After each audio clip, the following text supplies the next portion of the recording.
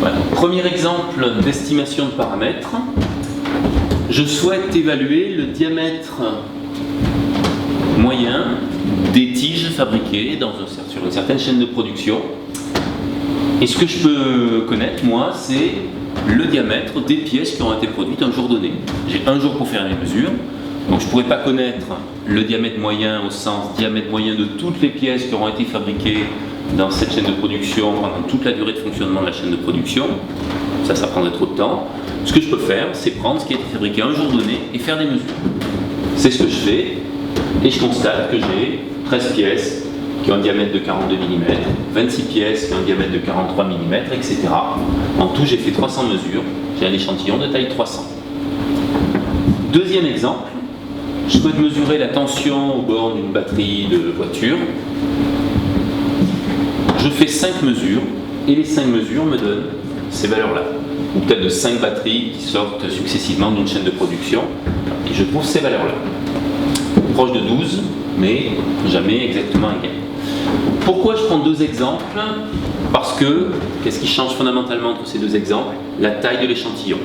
On ne va pas traiter de la même manière un échantillon avec 300 objets dedans et un échantillon avec seulement 5. Alors, le principe, le théorème que je vais utiliser par la suite pour traiter justement les deux exemples, la situation est la suivante. J'ai une variable aléatoire dont je ne connais pas ni l'espérance ni la variance. Ça, c'est la situation réelle. Je ne sais pas la valeur moyenne des diamètres des tiges ou la valeur moyenne des tensions au bord des batteries, et je ne sais pas non plus la variance ou l'écart type qu'on observe dans la production. Ces deux nombres-là, je veux les estimer à partir d'un échantillon de valeurs. Alors, pour l'estimation de la moyenne, c'est facile. Donc, l'espérance de la loi, c'est-à-dire la valeur mu que je ne connais pas, je vais les estimer par la valeur moyenne sur mon échantillon. Ça paraît assez naturel.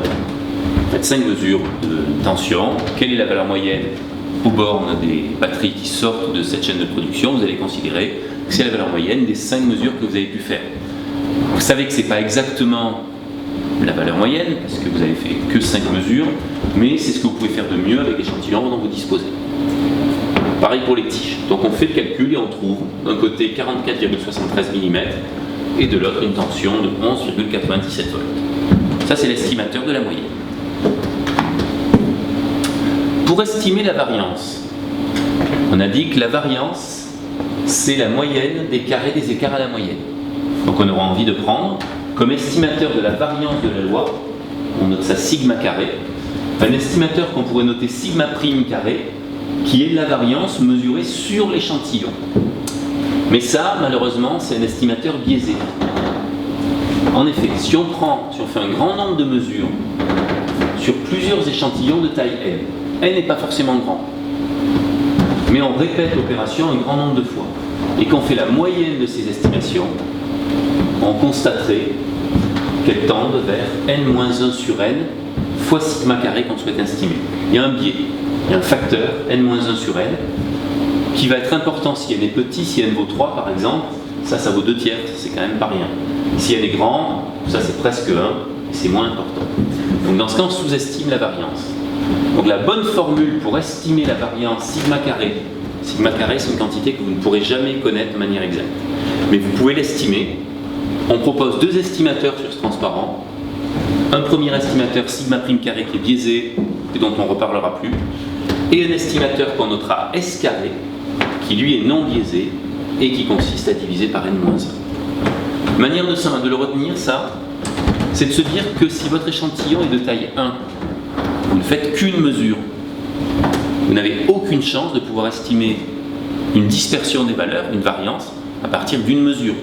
Pour estimer si les valeurs que vous obtenez sont plutôt toutes concentrées autour d'un point, plutôt réparties largement, il en faut moins de 2.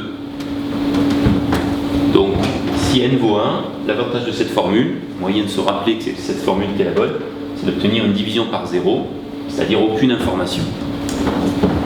Voilà, donc retenez, pour estimer une variance, on calcule la variance, mais en mettant n-1 au dénominateur. On fait une moyenne des carrés des écarts à la moyenne, mais on ne met pas le dénominateur n, le dénominateur n-1. Si on fait le calcul de sigma prime donné par la première formule, dont j'ai dit qu'on ne parlera plus, et de S. On constate que quand l'effectif est de 300, c'est quasiment la même chose. Quand l'effectif n'est que de 5, il y a un écart qui est quand même beaucoup plus conséquent.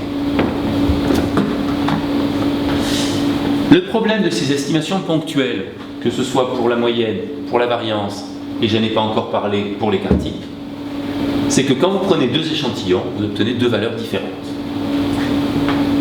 Donc pour ça, on va plutôt, pour pallier ce problème, on va plutôt essayer de faire des estimations avec des intervalles de confiance.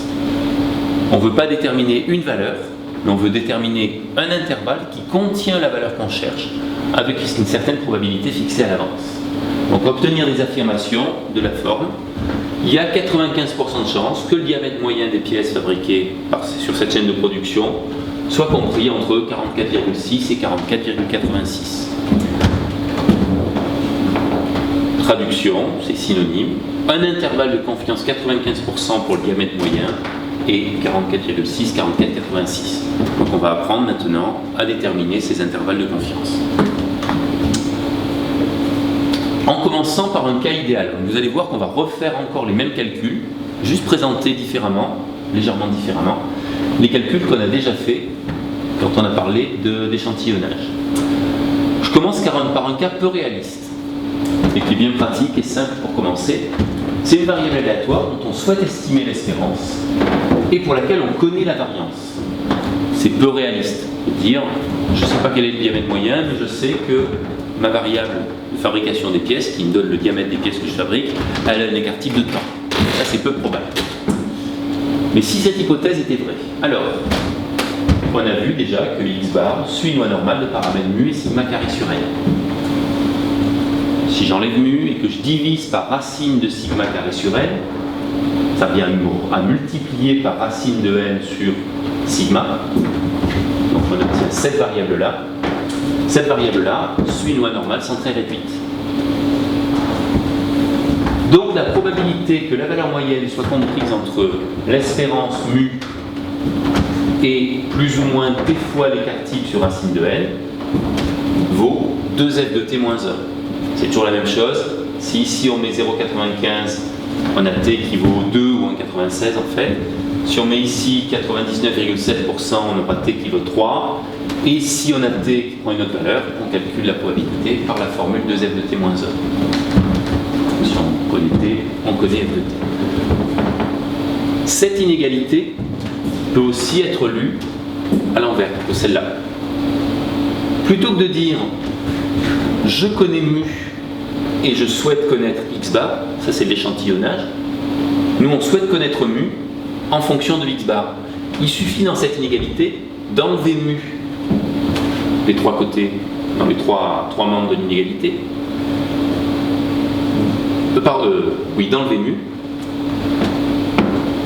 On aura donc ici 0, x moins mu et 0. De tout multiplier par moins 1, ce qui change le sens de l'inégalité et le signe, mais comme ce nombre-là et ce nombre-là sont opposés, finalement on se retrouve avec mu moins x bar au centre et ceci ici. Et ensuite on enlève x bar, plutôt on ajoute x bar et on obtient cette inégalité. C'est la même, sauf qu'on a interverti les rôles de mu et de x bar. Donc il suffit de l'écrire, c'est de la manipulation d'inégalité élémentaire. Et là on a quoi? On a mu, c'est ce qu'on cherche à estimer. X bar, on connaît, c'est le résultat de notre expérience, la valeur moyenne de nos mesures. Sigma, on a dit, dans ce cas, on supposait que c'était connu. L, on connaît, on sait combien de fois on a réalisé l'expérience. Et T, on l'a fixé au départ. Donc on connaît tout. On connaît un intervalle de confiance. Application.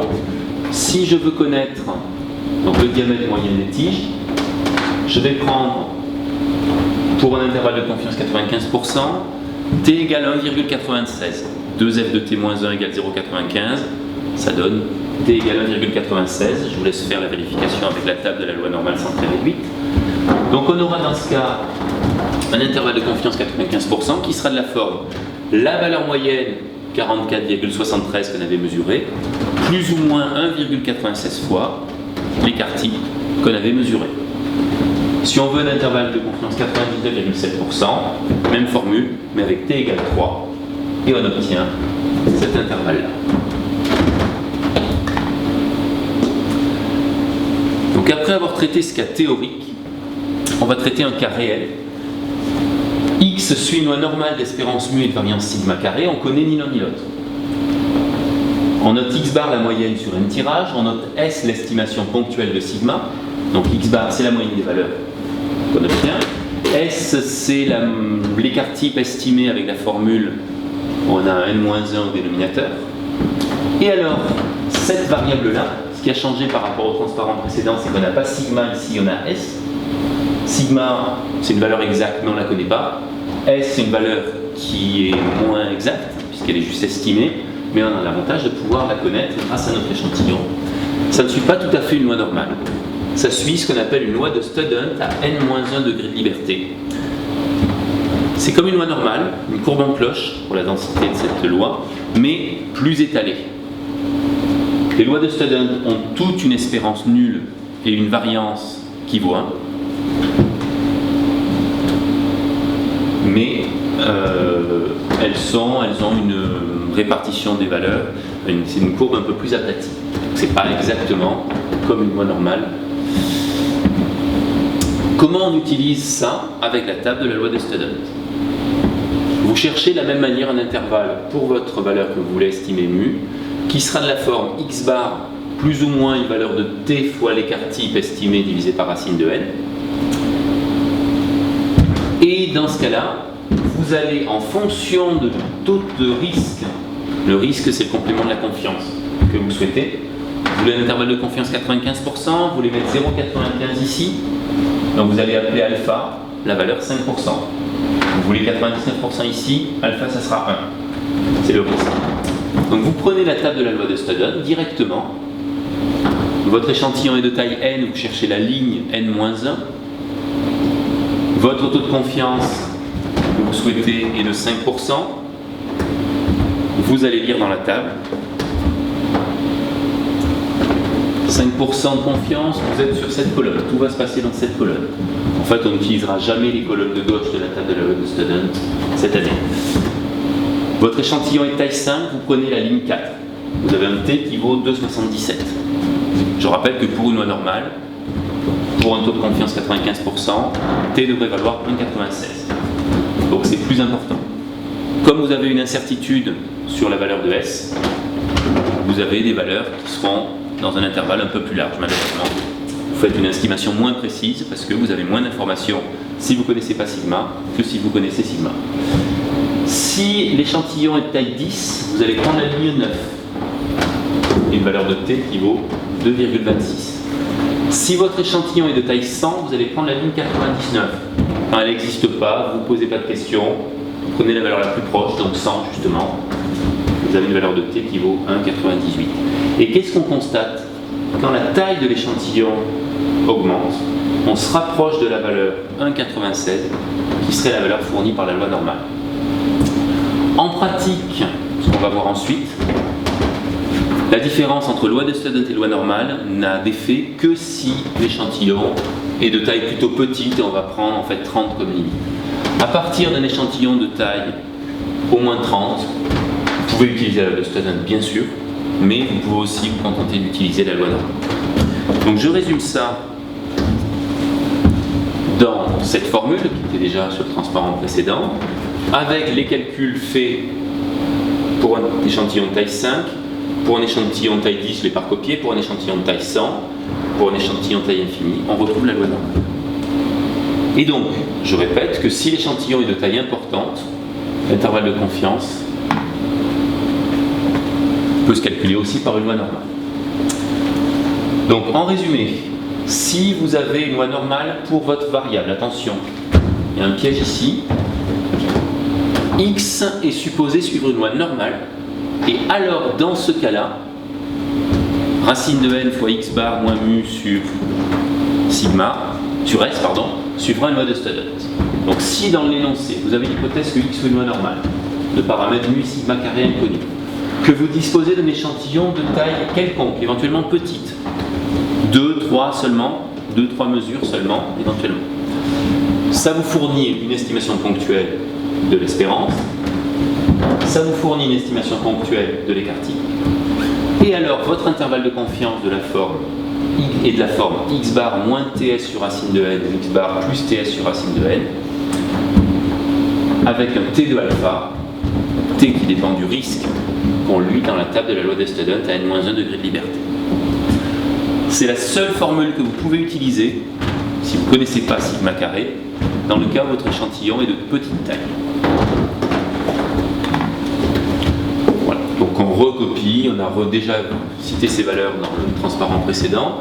C'est l'exemple de la mesure de tension, on estime la moyenne, on estime l'espérance, on veut un intervalle de confiance 95%, notre échantillon est seulement de taille 5, donc T, on calcule pour la confiance 95%, pour le risque 0,05, vaut 2,77.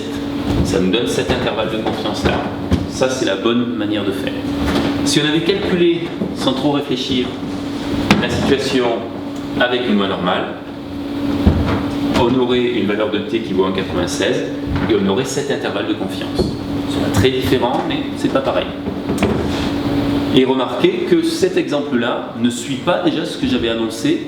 Il faudrait en plus, pour pouvoir faire cet exercice de cette manière, avoir dans l'énoncé l'hypothèse, les tensions sont réparties selon une loi normale. Si l'information est absente, on la rajoute. Et si on ne veut pas la rajouter, on ne peut pas faire l'exercice. Si on veut un intervalle à une confiance différente, plutôt que d'avoir un risque 5%, d'avoir un risque 1%, t de 0,01, il y a une erreur ici, ça sera 4,6. Donc l'intervalle de confiance vaut 11,75, 12,19. Alors si on faisait le calcul avec une loi normale, on obtiendrait cet intervalle.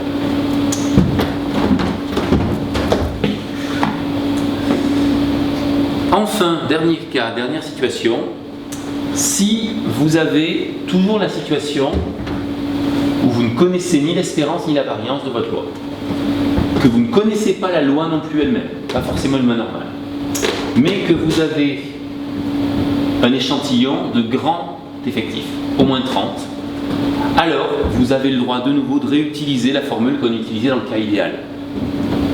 Donc dans ce cours, on a 3 transparents qui disent un peu la même chose. Le premier, le cas idéal, vous pouvez l'oublier. Le premier transparent avec ses intervalles de confiance donnés par le loi normale, oubliez-le, c'était utile pour expliquer le phénomène, mais il ne va pas servir. Les transparents à retenir, c'est le précédent sur la loi de Student, les valeurs sont réparties selon une loi normale, l'échantillon est de taille petite ou grande éventuellement, on utilise la loi de Student. Quelle que soit la taille de l'échantillon, on peut utiliser la loi de Student. Deuxième situation, la loi est inconnue, mais l'échantillon est grand. Alors, vous avez toujours des intervalles de confiance fabriqués de la même manière. X bar moins ts sur racine de n, x bar plus ts sur racine de n, avec, pour t quelconque, une probabilité 2f de t moins 1. Les 4 lignes qui suivent ne sont que des cas particuliers. Si t vaut 1, confiance 68%. Si t vaut 1,96, confiance 95%. Si t vaut 2, confiance 95,4%, c'est presque pareil. Si t vaut 3, confiance 99,73%.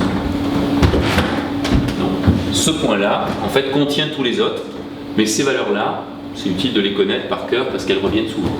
On va beaucoup plus souvent travailler des probabilités de 95% que plus exotiques de 98 ou 97 ou 99%. Donc pour estimer la moyenne par un intervalle de confiance, je répète, 2 transparents. Celui où on utilise la loi de Student pour un effectif qui n'est pas forcément grand, celui où on peut utiliser la loi normale dans le cas où l'effectif est grand. Pour l'estimation d'une proportion, je ne vais pas refaire le raisonnement, mais on va se baser sur ce qu'on a fait pour l'échantillonnage de la proportion tout à l'heure. J'ai une proportion de présence d'une caractéristique au sein d'une population que je ne connais pas. Mais je vais faire un sondage. Je vais prendre un échantillon de taille n, je vais regarder la fréquence d'apparition de cette caractéristique. Avoir voté pour le candidat A, être gaucher. Donc je veux estimer la proportion de votants pour le candidat A dans la population. Je fais un sondage sur un échantillon. Je veux estimer la proportion de gauchers dans la population française. Je fais un sondage sur un échantillon de quelques dizaines, centaines, milliers de personnes. Alors évidemment, l'estimateur ponctuel de la fréquence, c'est naturel, on va prendre la valeur X, nombre d'éléments qui possèdent cette caractéristique, divisé par N. Sous certaines hypothèses, j'ai précisé ici que je ne vous demande pas de connaître par cœur, si l'effectif est vraiment grand, si la probabilité est entre 20 et 80%, alors on a le droit d'utiliser l'approximation de la loi binomiale par la loi normale, et au final on obtient une fréquence qui suit une loi normale avec ces caractéristiques-là. Problème, on veut estimer P, et on ne connaît pas P, donc on ne connaît pas non plus la variance. Alors on va estimer la variance par son estimation ponctuelle, c'est-à-dire on va utiliser la fréquence. Donc F, on suppose que ça suivra une loi normale de paramètres P, qu'on cherche, et F1 moins F sur N, qu'on connaît grâce à notre échantillon. Tout ça, ça fait beaucoup d'approximations, donc on ne peut le faire de manière raisonnable que si l'effectif est vraiment grand. Vous savez bien que vous ne pouvez pas faire des sondages fiables. Si vous interrogez 50 personnes, le nombre minimal de gens qu'on interroge dans un sondage, on veut qu'il ait une significativité pas ridicule, c'est quand même quelques centaines de personnes. Sinon, vous avez encore une fois le même genre de résultat. Vous avez une proportion P qui aura une probabilité 2f de t-1 d'être dans un intervalle centré sur f et plus ou moins t fois racine de f1 moins f sur n. Exemple, je fais un sondage sur 1000 personnes prises au hasard et le candidat A fait 52% sur mon échantillon. Quelle est la proportion réelle d'intention de vote dans l'ensemble de la population? La fréquence mesurée sur l'échantillon, c'est 52%. L'estimation ponctuelle de l'écart type, ça sera racine carrée de f1 moins f sur la taille de l'échantillon, sur 1000. Elle est là. Alors, formule précédente. J'estime que dans l'ensemble de la population, l'intervalle de confiance 95%, donc il y a 95% de chances de contenir le nombre réel de votants pour le candidat A dans la population. Il est centré sur la valeur mesurée sur notre échantillon. Plus ou moins T fois, donc 1,96, fois l'écart type qu'on a estimé ici. Ça nous fait un intervalle de confiance 48,9%, 55,1%. Vous voyez qu'avec un échantillon qui est de taille seulement 1000, il y a quand même une grosse marge d'erreur potentielle. Et c'est souvent le cas des sondages. Les sondeurs estiment souvent que sur un échantillon de taille 1000, ils ont 2% d'erreur dans un sens ou dans l'autre possible. Ici, j'ai pas 2% d'erreur, j'ai plutôt 3%, parce que moi j'ai pris vraiment un échantillon au hasard. C'est tout ce que je sais faire dans le cadre de ce cours. Les sondeurs estiment, mais on peut toujours discuter de leurs estimations, que s'ils choisissent leur échantillon de manière non aléatoire, mais en respectant certaines origines géographiques, répartition des âges, répartition des professions des gens qu'ils interrogent, ils obtiennent un peu mieux que le pur hasard. Si je veux un intervalle de confiance, non pas 95%, mais 99%, il faut que je trouve la valeur de t correspondante en résolvant l'équation 2f de t-1 égale 0,99, f de t égale 99,5%, lecture de la table de la loi normale, on trouve t égale 2,57. Et donc la même formule, mais avec cette nouvelle valeur de t, me donne cet intervalle de confiance. Au risque 10%, même principe de calcul, on trouve t qui vaut 1,64, et ça fait cet intervalle de confiance-là. Alors vous voyez un phénomène qui peut paraître un petit peu étrange, mais qui en fait est très logique, je vais l'expliquer, c'est que plus vous augmentez la confiance que vous voulez accorder à l'intervalle, là elle est de 99%, là elle est de 95%, là elle est de 90%, pardon, là j'ai diminué. Plus vous diminuez, excusez-moi, la confiance, 99, 95, 90% de confiance, plus vous augmentez la taille de l'intervalle. Confiance 99%, risque 1%, j'ai un intervalle.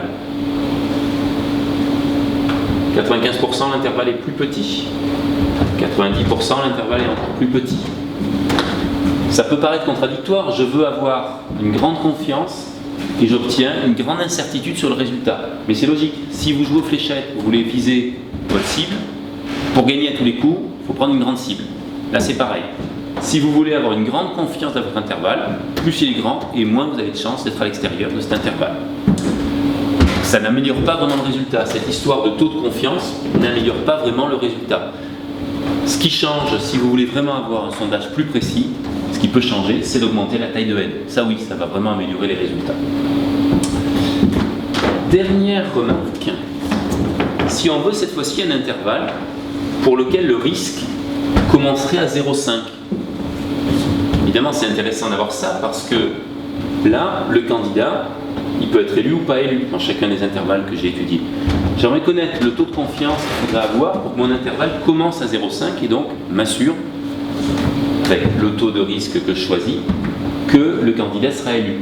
Pour ça, il faut déterminer la valeur de t à mettre pour que la borne gauche de l'intervalle, valeur moyenne moins t fois l'écart type, commence à 0,5. Ça vous donne une valeur de t. Ça vous donne donc une valeur de f de t par une lecture directe de la table de la loi normale. Ça vous donne la valeur 2f de t moins 1 qui vous donne le taux de confiance. Et donc, ici, il est de 79,6%. Mais ça n'est pas forcément la bonne manière de faire si on veut répondre à la question, le candidat sera-t-il élu ou pas élu? Parce que dans votre intervalle de confiance, qui serait donc de la forme 0,5 pour le début, puis une valeur de 0 à calculer, mais qui serait peut-être de l'ordre de 0,57 ou 0,58 de l'autre côté, ou 0,6 de l'autre côté, vous considérez que votre intervalle, enfin vous ne pouvez pas associer cet intervalle-là, le candidat va être élu, parce que si le candidat a un score qui dépasse la borne droite de l'intervalle, 70%, 80%, 90%, il sera élu aussi. Donc si on veut répondre à la question, le candidat sera-t-il élu ou pas, vous allez chercher un intervalle qui sera limité à gauche par la valeur 0,5, mais à droite il peut aller jusqu'à 100%, jusqu'à 1. Et en pratique, on va même utiliser la valeur plus l'infini, ce qui ne change pas grand-chose, mais qui nous permet d'utiliser la loi normale plus facilement. Nous, ce qu'on voudrait, c'est que la probabilité que la fréquence moins t fois l'écart type soit plus petit que p, avec cette valeur de t, on voudrait calculer ça, pardon, avec un intervalle qui n'a pas de limite à droite. Ce qu'on a calculé dans le transparent précédent, c'est ça. La probabilité que la proportion réelle de vote dans la population soit encadrée par deux valeurs centrées sur f. Cette valeur droite, si la question c'est être élu ou pas élu, elle peut être illimitée. Donc la probabilité que f moins 0,0158 fois t soit plus petite que p, c'est ici non pas 2f de t moins 1, mais juste f de t. f de 1,27, le 1,27 est lu dans la table, enfin est mis dans la table et ça nous donne une probabilité de 89,8%. Donc là, avec cette méthode, on peut prédire que le candidat sera élu avec un risque de 10% de se tromper. Si notre sondage nous donne 52% des voix pour le candidat A, on peut prédire qu'il a 90% de chance à peu près d'être élu. Où sont passés les 10% restants?